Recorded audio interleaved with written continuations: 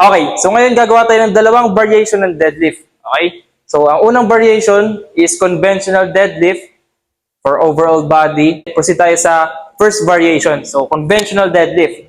Okay? So first step is yung shins nyo is idikit nyo sa bar. Okay? Pag nadikit na, make sure na yung stance is shoulder width. Kung gaano kalapad ang shoulder, ganun din yung stance nyo. Okay? Pag okay na, chest out, and then ang placement ng kamay is sa gilid ng leg. Okay?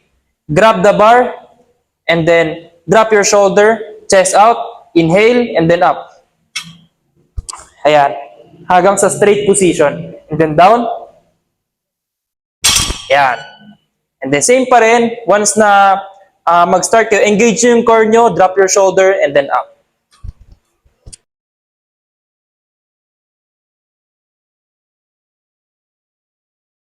Okay, so proceed tayo sa second variation. Okay, so second variation will be the sumo deadlift. Okay? Itong exercise na to is mainly ginagawa talaga ng mga powerlifting. Okay, so ganito siya i-execute. So ang sumo is wide stance. And then, observe nyo na lang na yung toes nyo is palabas. Ayan. And then, ang placement ng kamay nyo is paharap and then shoulder width. Ayan. And then down. So, observe nyo yung tuhod is palabas din yung movement niya. Okay, go down tayo, down. Grab the bar, drop your shoulder, engage yung core, and then up.